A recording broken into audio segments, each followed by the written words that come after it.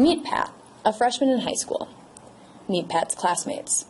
About half are male and the other half are female. Of Pat's classmates, 13% are black, about 14% would be Hispanic, several are of Asian descent, and others are Native American, but the majority of the students are white.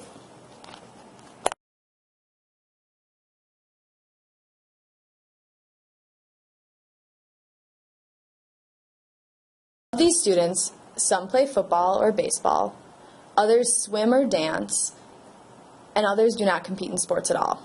Students at the school compete on the chess team and the quiz bowl. The school provides opportunities for students with artistic interests to be in choir, marching band, or theater.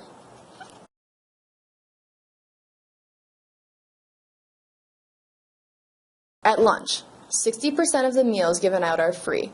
About 10% are at a reduced price, and just over 30% are paid for. In the hallways, cliques form between classes and after school. Like-minded students gather near lockers to gossip about who asked who to the homecoming dance and which teachers would be giving pop quizzes today.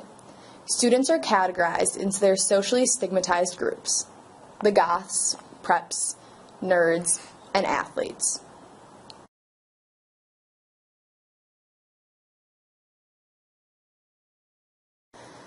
Only about 5% of the students will drop out of high school, and nearly 80% of the students will graduate within 4 years. Pat goes to your average American high school. Pat is among the 10% of students who self-identify as being part of the LGBTQ community. It doesn't matter which other social circles a student is in, they can also be part of the LGBTQ community. LGBTQ stands for lesbian, gay, bisexual, transgender or transsexual, and questioning or queer, which can encompass several other sexual identities. Students do not have to be out to be a part of this group. Those who self-identify, even if they have not told anyone, are in this group. Students in this group face adversity within their school. Pat has been verbally harassed, along with 82% of the other students in the LGBTQ community. Pat is also one of the 39% who have been physically harassed because of their sexual identity. Pat, unfortunately, is among the 18% who were physically assaulted. 30% of Pat's LGBTQ peers will skip a class this month to avoid harassment, and 32% will miss an entire day of school. Students who are a part of the school's LGBTQ community will have an overall lower GPA and are less likely to express aspirations to pursue post-secondary education than students who do not identify themselves as part of this group. Lesbian, gay, and bisexual students are 3 times more likely than their straight counterparts to attempt suicide. Pat is a transgendered youth and is one of the 25% of youth identifying as transgendered who will attempt suicide this year. LGBTQ youth make up 40% of the homeless youth population, being greatly overrepresented.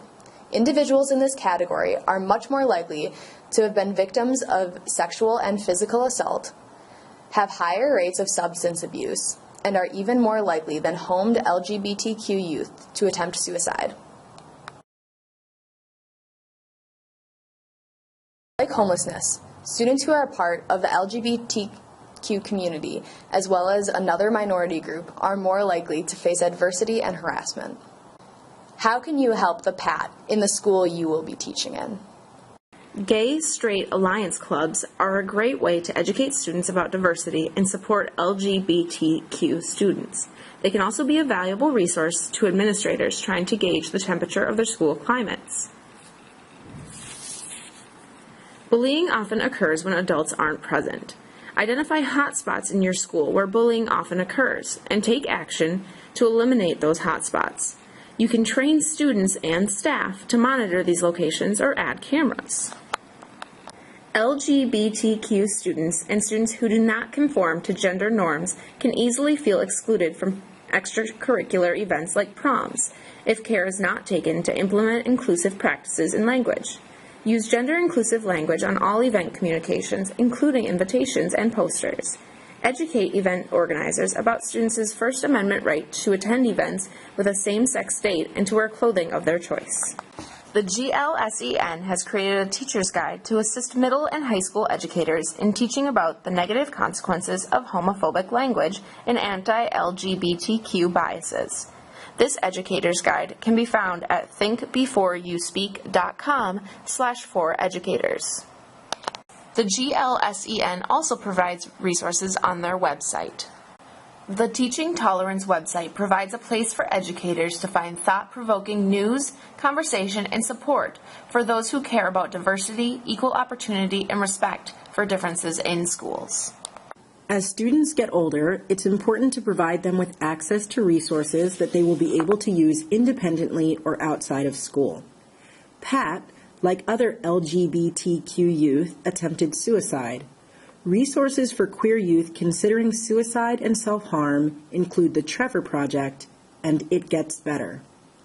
The National GLBT Talk Line provides free confidential support for queer youth who need someone safe to talk to, and the 9 line is available to any homeless or runaway youth.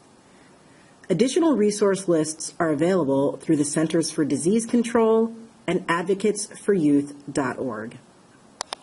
You may not be able to tell who the Pat is at your school. That's why it's important to create an environment where all Pats can feel safe and succeed.